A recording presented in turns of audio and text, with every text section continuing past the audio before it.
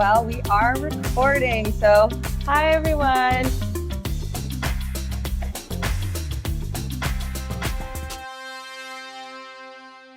Since the arrival of the COVID-19 pandemic in the United States, I've been thinking a lot about what this moment in time means based on your location. While I'm currently living in Chicago, my roots are in the coal fields of Appalachia, which sometimes feels like they're worlds away. Hi, my name is Liz Dumler. I'm a Master's of Science in Nursing candidate at DePaul University, a rural healthcare activist, and a hillbilly hellion. My work specializes in the health disparities of marginalized people who live in rural areas, who are often overlooked when we discuss radical change for rural healthcare and the importance of for and by healthcare delivery systems. My activism centers on the divestment of the medical industrial complex, drug users' rights, and the visibility of all rural people, because y'all does mean all. I have always known that health and illness felt very different in the coal fields compared to the surrounding areas that I was acquainted with at the time, like the small cities and suburbs. We had such incredibly high rates of respiratory diseases. It seemed incomparable to me at the time to these familiar other places outside of the hollers. One of those diseases was almost unique to us, or at least it seemed so. It was the miner's disease, black lung. I watched it snatch the lives of miners of all ages at alarming rates. But when I would leave Appalachia, no one seemed to have heard of it. But after moving to Chicago, I noticed an eerie similarity from back home. The poorest neighborhoods in Chicago had similar alarmingly high rates of respiratory diseases. And during COVID-19, a further exploitation by way of extractive capitalism to our rights to breathe clean air. From the incomprehensibly harmful demolition of the Hillco coal plant in the Latinx Chicago neighborhood of Little Village to the immoral rollbacks of black lung benefits to sick and dying coal miners that they were told would always be there.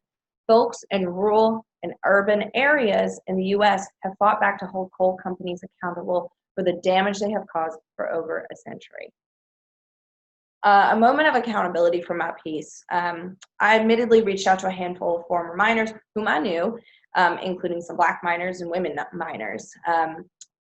I asked them to share their perspectives on the matter and to discuss what it's been like for them. All were too sick to even hold a short 10-minute conversation with me. And this really makes me think about the intersections of ableism, sexism, and racism in the healthcare systems and how these barriers show up all the time in varied ways. But despite this, I also hope that this piece illuminates for us the ways in which we need each other in this fight, despite where our roots are planted. At the Hoodoisie, we say we are the people that belong to the dark. And I really can't help but believe that we should include coal miners in this.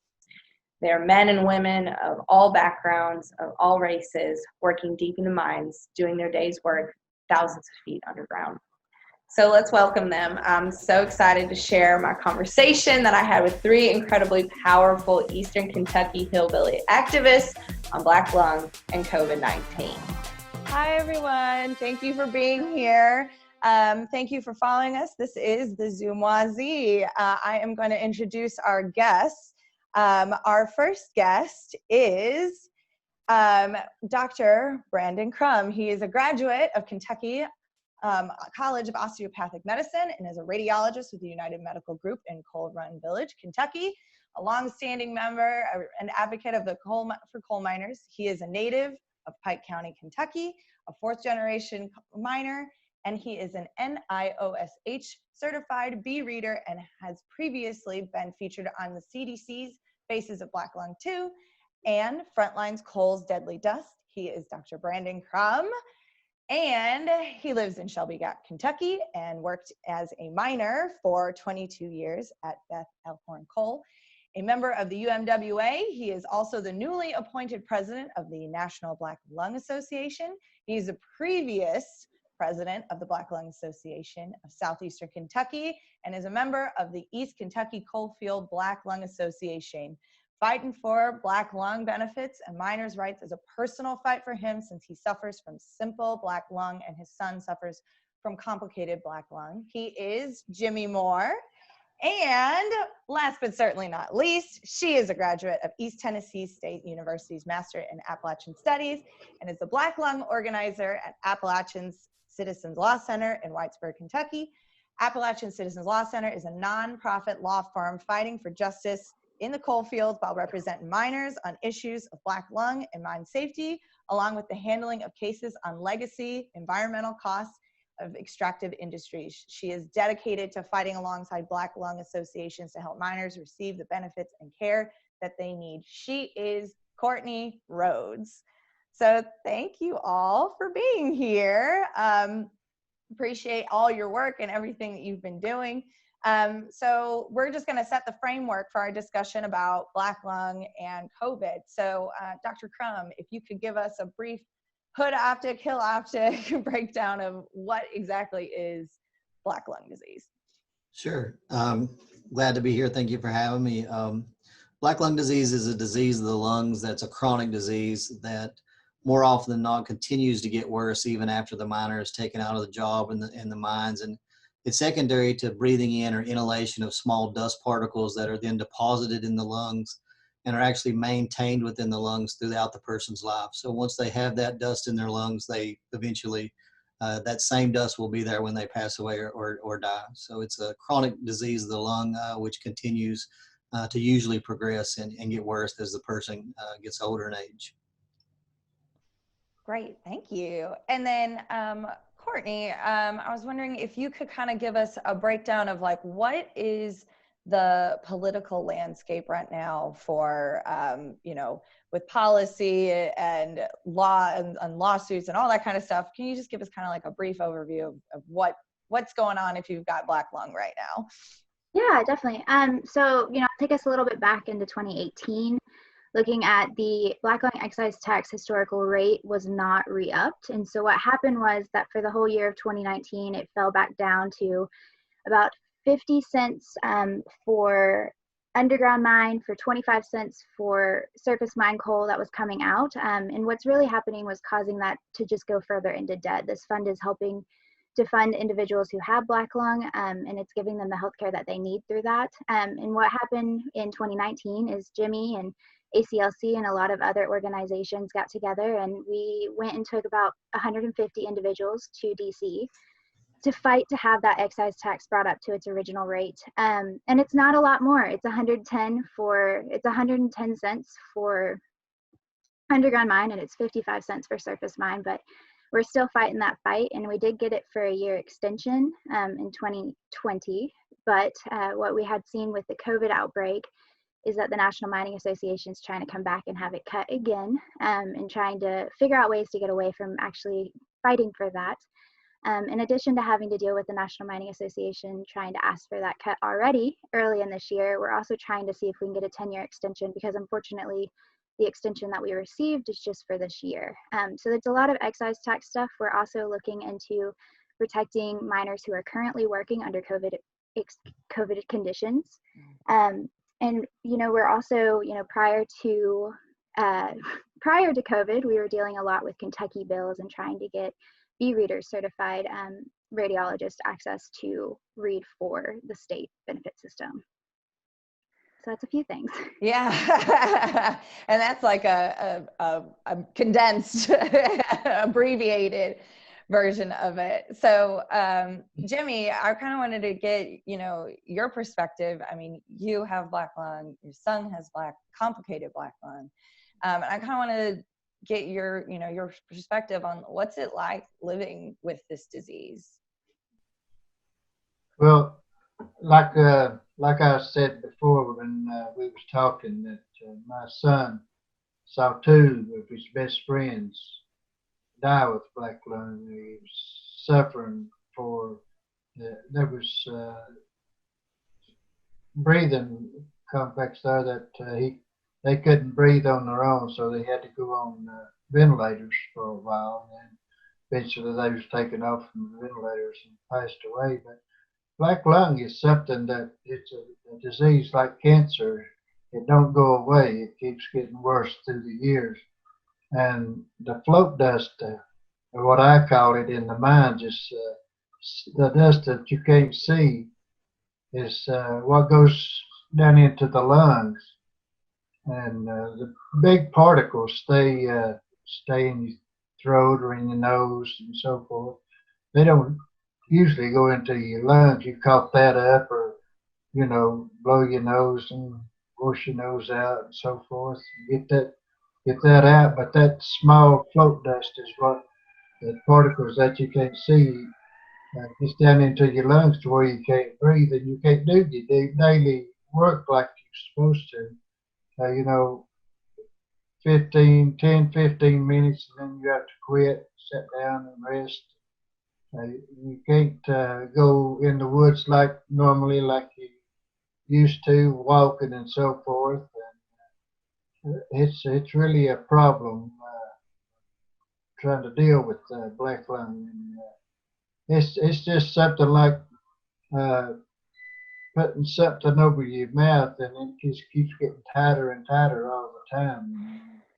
That's about what it is. It just smothers you to death. Yeah, I mean, and I think we should, on that note, that sounds a lot like what a lot of COVID patients have been reporting too. So, Dr. Crum, can you kind of talk about like what is the implications of like having those two diseases on top of each other, like having black lung and COVID at the same time, and what does that mean for this respiratory pandemic? Yeah, sure. So we have, just kind of give you an idea, we have more black lung now, both simple and complicated, probably at any time in the United States' history. Even before dust standards we implemented in 1969 and 1970. So we're really in an epidemic, a huge amount of cases, and especially central Appalachia, eastern Kentucky, southern West Virginia, and Virginia, Pennsylvania, with significant amounts of black lung. And I think one of the things, it's a very rural area, which has helped, try to keep some of the COVID out for some time. But, black lung, and it's kind of, funny, I guess, because I was talking to a patient last week and I was wearing one of the big N95 mask, and, it was just so hard to breathe through the mask. And, I was thinking to myself, that's probably what these guys feel like every day, is not being able to get the air through. So it's probably a good time for people to think about what these guys go through on a daily basis. And, if you tried to do anything, you tried to go up a hill or you tried to walk for any amount of distance, how much harder that is to try to breathe through it. And, that's probably what a lot of these guys are exhibiting every day. And it's a chronic lung disease. And anytime COVID attacks or infects a person, any kind of chronic underlying condition exacerbates the disease even more so. And, usually pulmonary failure and respiratory failure is one of the things that, it leads to the death with the COVID patients. And these guys already have significantly abnormal lungs. And you put that on top of an infection like COVID, it can be potentially devastating.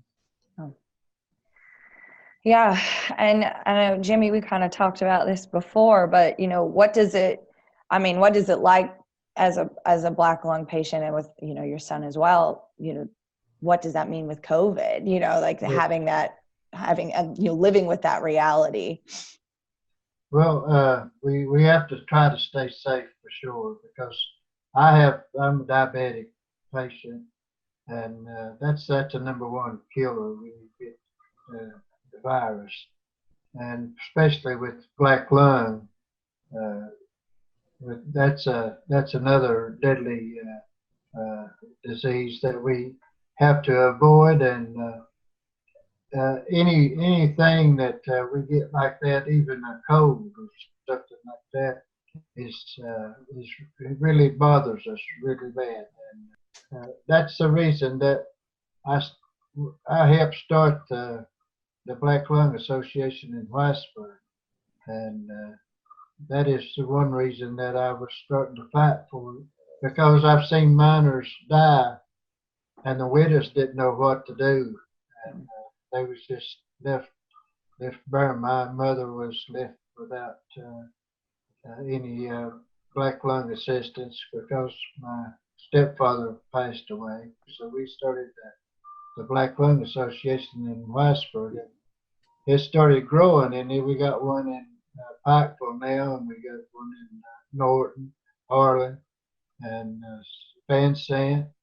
So we're reaching out to minors and we're reaching out to widows also, helping them. And this virus has really put a stop on this. And we're trying to get people elected in Eastern Kentucky that will help the minors. And I'd like to get Mitch McConnell out. I really would, because he has done nothing for Eastern Kentucky, and he just he's just done nothing for Eastern Kentucky. That's all I can say. So. Yeah, I mean, absolutely agreed. And it feels like, between the, as you said, Dr. Crum, it's worse, black lung's worse now than it's ever been. Now we've got a pandemic, a respiratory, global pandemic on top of it. I mean, like, it sounds like now is more important than ever to, really be fighting and advocating for these rights. So on that note, it seems to be politically, we're moving in the opposite direction. So Courtney, would you like to go over our favorite topic of House Bill 2? Yeah, I'll be, and I'm sure, Dr. Crum can definitely speak more. I wasn't in the state of Kentucky when it happened. It also, wasn't like a personal thing to me because I'm not a radiologist. But I will say, so House Bill 2 is kind of this ginormous workers' compensation bill. So it didn't just target black lung. It was multiple things that it was talking about. And it also kind of snuck in. It was very last minute. It was like a very short amount of, like, you'll hear people talk about it in like a very sneaky way. But I will say that what happened is that essentially it led to, at the time, it was brought out in 2018. And at the time, there was only, after they passed it, it only allowed for board certified and B reader pulmonologists to read for the state system, which is completely different from, I'm so sorry, I'm getting a call. It's fine. So we have editors. Which is completely different from the federal system, which allows for radiologists and oftentimes leans on radiologists who are B readers. And so what we found is that with the, now looking into 2020, a part of the House Bill 2, they had to kind of look at how were these, and at the time now it's only 2 pulmonologists that can read for the entire state. And they were saying, how does this kind of look? They did have to, as a part of House Bill 2, it was mandated that they had to look into the system. They had to see how are they, in a lot of the cases, the number of progressive massive fibrosis that they're reporting is just a lot lower than what you're seeing on the federal scale. Well, when they changed that law or they changed that bill, you took out the individual that is trained by far the most in reading chest x-rays and reading CT scans of the chest. So, as a radiologist, we go through a minimum of 4 years of training just reading x-rays, whether it's chest x-rays or any other x-ray, and also reading regular CTs of the chest, high resolution CTs of the chest.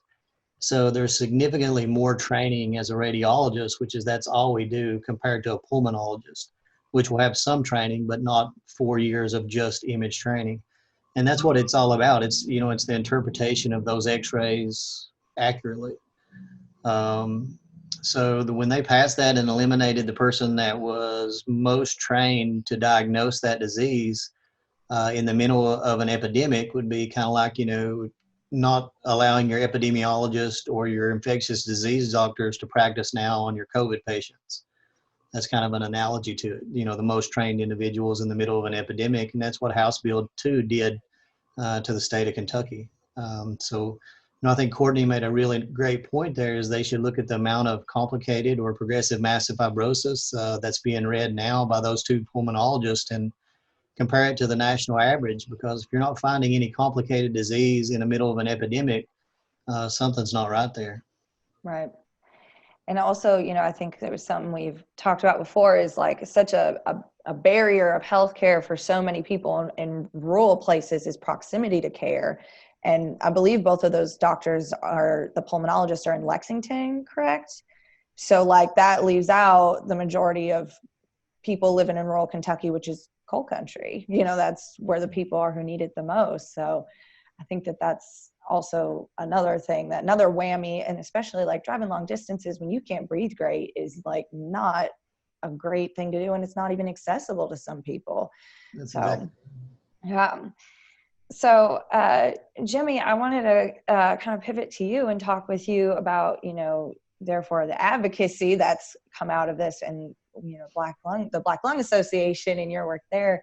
What do you want people outside of coal country to know, and city people to know about the Black Lung Association and what you do? Since most people, if you're not from there, you've probably not even heard of it before. We're reaching out. We're reaching out to people that's in Kentucky, and I think they're really understanding more Black Lung since we started Black Lung Association, and making trips to Washington and Frankfurt and London. We've made all those trips, and the news media, they've been there with us, and I think that's really helped us a whole lot. And like you say, a coal miner can't hardly afford and can't hardly make it to Lexington and make it back for an X-ray. Why not? Can't we have an X-ray person right here in Pike County? Dr. Crum found the epidemic of black lung in eastern Kentucky, and he was doing such a great job helping the miners here in eastern Kentucky that the coal companies couldn't hardly stand that. So I think they got in touch with officials and their government, and they had this change for their own benefit. Because if we go to Lexington, these people probably most likely are working for the coal companies. Liz, to add to Jim's point there, he's exactly right. And, it's important for the rest of the country to understand what's going on here because of the cost burden that the entire healthcare system is going to have to shoulder for the next 30 to 50 years. I mean, you have one lung transplant by itself is going to cost an average of about $1.2 to $1.6 million. Yeah. Around 1.2 million just for the first 6 months of post-lung transplant that right. Somebody's going to have to shoulder that burden. And you have a significant amount of miners that are contracting this disease in their 30s and 40s. If they make it into their 50s, 60s, and 70s, they're going to have chronic health issues for just decades that the entire United States healthcare system is going to have to pay for. Right. So, I think that really affects the rest of the country. Even if you don't live in Eastern Kentucky, you're significantly affected by what's going on here. I just wanted to add in a plug about the Black Lung Associations that Jimmy works for. You think back to like the 1960s, 1970s when there was these huge masses and like campouts on like the White House about trying to get Black lung benefits, or that kind of came out of the UMWA. And what's really beautiful about these Black Lung Associations is that through the 2000s, as we've seen this epidemic come back. A lot of these communities have organized around each other, and I'm lucky enough to get to work with them. I think it's cute when Jimmy thanks me, but I'm literally like, it's a joy to get to work along them because, these are the people that need to tell their stories, and they're constantly finding ways to get the word out about how to fight for what they're needing. And I think that's, it's the idea that looking at like nationwide, constantly people just reference back to the war on poverty when they're thinking about Appalachia or, stereotypes that we're constantly seeing. But what really is happening is like you have people who know what they're needing and they're fighting for it. And it's beautiful to see in our own communities, even though we're in these like rural communities that oftentimes it's hard to get things started in, you're seeing so much movement happen and a lot of media that's coming out of it too. Right. Yeah, absolutely. I think that the kind of bigger picture blow up in media wise of Black lung and it becoming more and more visible, is a huge, combination of, Dr. Crum's work as a for and by healthcare provider. Like, let's be real, you are a 4th generation coal miner, you're from the region. I think that speaks volumes to the fact that you were the one who found it.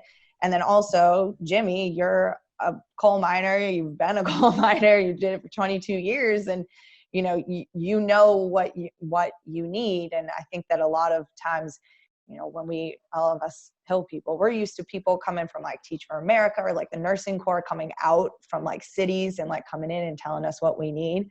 But really the movement work always comes from people in Appalachia being like, actually, what we need is. So I do want to kind of throw this question at everyone. How have Appalachian stereotypes created barriers to your work and obstacles? Some of the stereotypes are probably just misunderstood. It isn't ignorance or lack of education. I mean, there's different forms of education.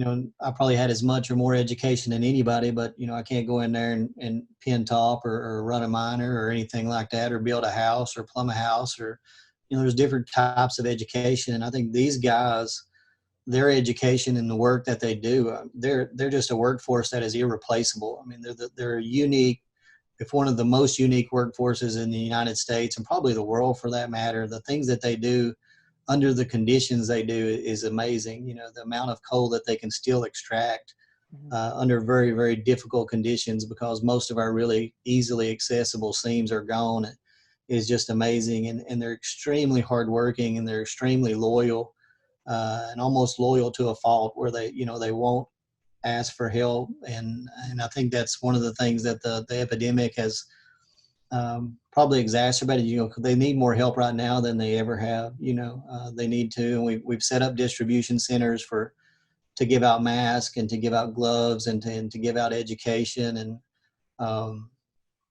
they're just a great bunch of people. They don't ask for anything that they don't deserve, and they do their work. And they're the type of people that built this country and continue to build it.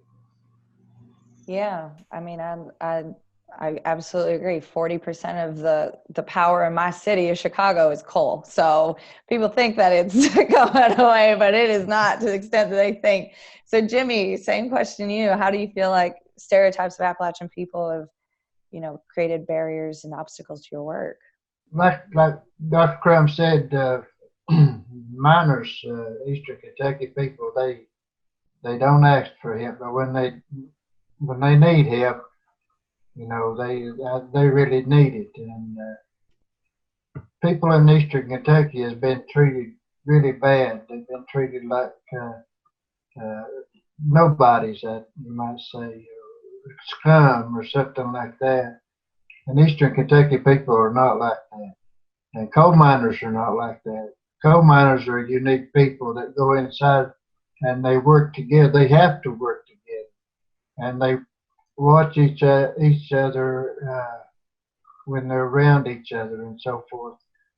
Like when they're pinning top, or they have to make sure the top is pinned right before another miner goes in there and starts cutting another coal. And it's just a family get together when you go in there. Everybody just gathers in, and everybody's the same. Nobody's better than one another, and we all just one big happy family.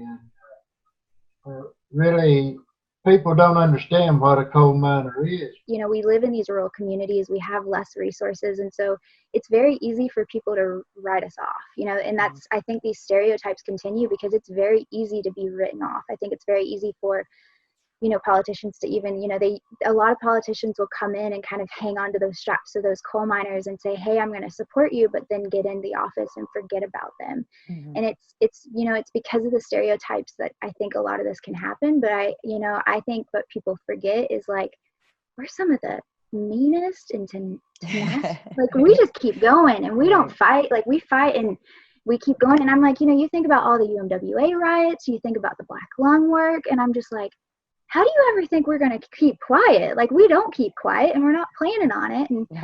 I think, it's really easy for people to kind of write us off. And, you're going to always face stereotypes, whether it's your accent or anything like that. And, it's very easy for people to do that. And I think Kentucky's in a weird disadvantage, whereas like West Virginia, it's all kind of in Appalachia. It all kind of faces the same issues. In Kentucky, we're easily forgotten about because we're in Eastern Kentucky and Lexington. I mean, it takes us like 3 hours to get just to Frankfort. And it's very hard to kind of fight for what you need when you're constantly having, we took a trip of people up for the bill to try to get radiologists back as B readers. And just a trip up there and back, I know it probably is like a long day for me. And so I can't imagine having Black Lung and it being a long day for someone that has to go and fight for that and talk to these individuals.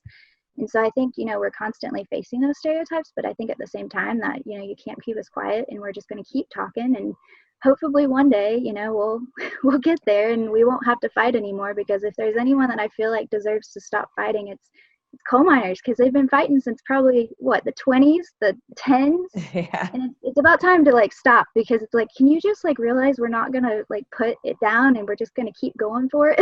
And that's why we're trying to, Courtney said we're loudmouthed, and we're trying to make an impression on people. And when we go to Washington or Frankfurt, they're just people just like us. I mean, they're no different from us, but they got the power to step on us, and push us back. And that's what we're fighting for. We're trying to get people in these offices that understands what a coal miner is, and will help Eastern Kentucky in the future, because I'm afraid if Mitch McConnell gets back in there again, he put a Band-Aid on some of this stuff, and he's going to wipe out the black lung, period. He's going to go with the coal operators, I'm afraid, and that's what we're fighting for. Yeah. And I mean, I think that, another part, being Appalachian myself, I think about the fact that they think that we're such a not diverse community too. That one's always the one that hits me. I'm like, Black people live in Appalachia too, and that queer people and trans people and Latino people and undocumented people and all these different, so when you paint us as all, white, uneducated, rebel flag waving, it's just that creates so much disproportionate harm to people who are already minorities living in this region, because you're basically saying they don't exist. Lynch, Kentucky is a thriving Black community in rural Kentucky, that most people don't even know exists. So I would love to know, why is it important to be pro-miner during these very uncertain times with a coal company, despite what your feelings may be about coal, Well, I enjoyed being a coal miner. I went to Indiana and stayed a couple of years up there and worked, and I wasn't comfortable up there, so I headed back to Eastern Kentucky, where I was born and bred. And Eastern Kentucky people are just the greatest people on earth, I think. Well, I think, it's just part of being a compassionate society in the United States, and the miners, whether it's coal miners in Eastern Kentucky or Appalachia, or whether it's timbers in the Northwest, or farmers or fishermen, or, any kind of blue collar person that goes out and puts a hard day's work in for an honest day's pay should be treated fairly, whether it's in Central Appalachia or California or Florida or Maine or Washington or anywhere. It's just the kind of people they are, and that's the majority still of this country. It's somebody that gets out there and works hard every day and does an honest job and gets an honest pay, and they should be treated fairly no matter where they're at. I kind of will back off on that and say, the same thing, in that, it's easy. I remember looking in grad school and looking at a lot of environmental work around coal and, mountaintop removal. And the only thing that I kept thinking about is, what about these communities? What about the people that need this job to put food on the table for their kids? And, I think, whether you're living, and sometimes it's hard, when you don't live in Eastern Kentucky or Southwest Virginia or areas where coal mining is so present, to forget about the people involved, especially if you live in an urban area and the electricity, you just don't think about how it comes to your community. And I think what's really important to remember is that this is just people that need a job. And at the end of the day, they're doing one of the few jobs that are actually paying well in our communities. And they have significant amount of skills that people don't even realize. And they work an incredibly difficult job. Mm-hmm. And at the end of the day, not only are they, a lot of times fighting on the side of are they pro-coal or are they anti-coal? At the end of the day, they're also subjecting themselves to the possibility of one day having black lung. I mean, I know so many miners that I work with, and I know Jimmy's heard it, Dr. Crum's heard it, all of us have heard it, is that the last thing they ever worried about was coming out with this black lung. Mm-hmm. And I think, it's just another shot of the fact that, they get out of the coal mines and they once again have something that they're fighting. And the issue around it is that, they're fighting to get just simply $600 a month. And when really, like any other industry, if you come out with a major disease, you can get millions of dollars. Yeah. And it's just really hard to see that. And so, at the end of the day, it's about caring for people. It's about being compassionate. It's about looking outside of your own community and realizing what's going on in smaller communities and how are they being impacted. When I started working in the mines, I was invincible. I didn't think anything would hurt me. And when I went in the mines, they took care of me, and they watched over me till I got used to the mines and the equipment and so forth. And they said, the old saying is, if the big rock don't get you, the little one will. And that means if the big rock didn't kill you or fall on you, then the little rock and the coal dust would soon get you. And I didn't realize the coal dust and so forth when I went into mines. UMWA was they had a good contract, and they was paying good. They had good benefits, health benefits. They told me my miner's pension would be waiting on me, if I retired in the mines. I had to have my UMWA health card. What else could you expect? I mean, and they paid good, and you went in there and worked. And I don't know, it's just a great feeling to go into mines. And after you go in there, seems to me like it just grabs a hold of you, and you don't want to come back out. You want to stay with it. People don't realize like how much pride there is in coal mining too, because when I remember like when my family like went to I think we went to Busch Gardens or something, and my dad was like, who's powering these rides is the Monday Creek Coal Company. So there's a lot of pride in it. But also like something that I think about right now is that we're getting a lot of reports that like the conditions within the mines as well are very, very dangerous for miners who are working right now if somebody does get COVID, because they're on top of each other, the ventilation's not great. If somebody gets sick, that's not good. And we've seen a couple outbreaks in some Pennsylvania mines. And I think about how these people who are down in the mines are putting themselves at respiratory risk, not only for like the increased risk of COVID, but also black lung disease, to power 40% of the generators in the United States that are keeping COVID patients alive right now. And I think that that's an important connection that people need to make, and that we do owe these people something for what they've done, and that they put their bodies at risk for us to have all of the conveniences of modern life, from ventilators to Netflix on the couch, So, well, thank you all so much for sharing this conversation with me.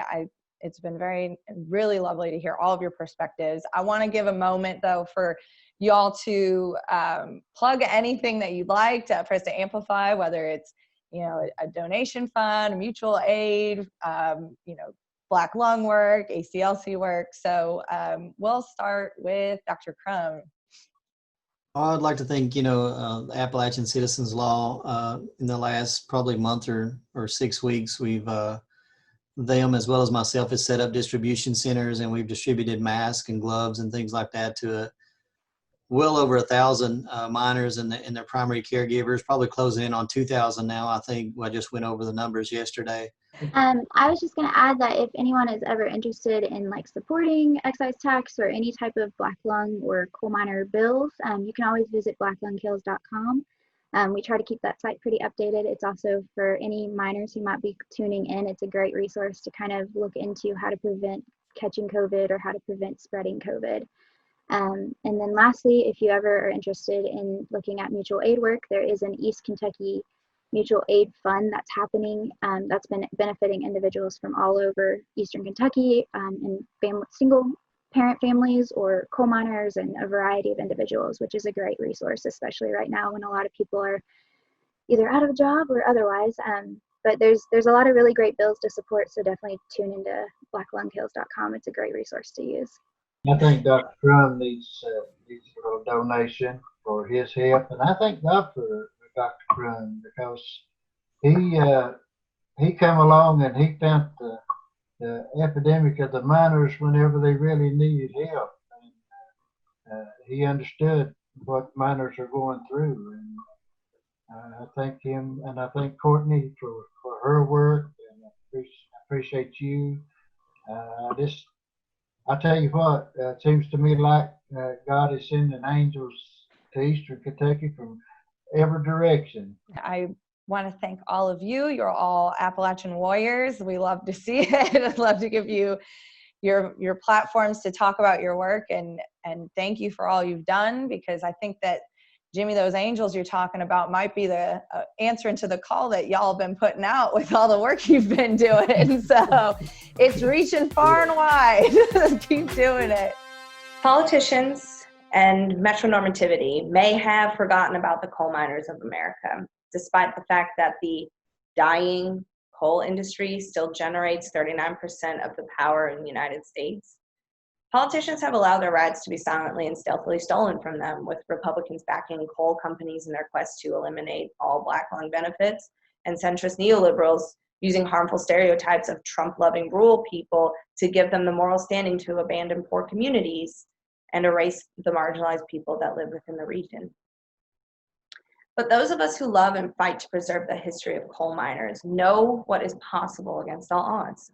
The largest labor union uprising in U.S. history, the Battle of Blair Mountain, where the U.S. dropped bombs on striking coal miners, or the fight of the UMWA to obtain equal pay for Black and white miners in the 1940s. They won, along with the elimination of script pay and the company store. And on top of that, out of this movement, feminist movements were born, intersectional ones at that evolved from these uprisings, or even the victory of the 1973 Black Lung Benefits Act. Coal miners and their communities know what it's like to fight for your right to live and thrive when no one is watching and knowing that no one is coming to help you. Maybe these politicians have forgotten about the history of the regions that they represent, along with the people in them. Maybe they no longer care for the miners who live every day with the fear of progressing Black lung disease and COVID and what will happen to them and their families. Maybe they have forgotten that we have a history of showing up as rural people for all oppressed people who have found themselves feeling powerless. Maybe those people in positions of power don't care about what these sick miners are able to do with what little time they have left, but I sure as hell do. And I know that Courtney does, and so does Jimmy and Dr. Crum. Like Courtney said during our conversation today, Appalachians are tenacious and strong and loving, and we never shut the hell up. There ain't no grave that can hold our bodies down. If you want to continue this conversation or talk about solidarity work between marginalized rural and city folk, please comment below and share this video. I would love to talk with y'all about this more. And that's it for this episode. I hope to see y'all around soon. Take care now. Holler if you need anything.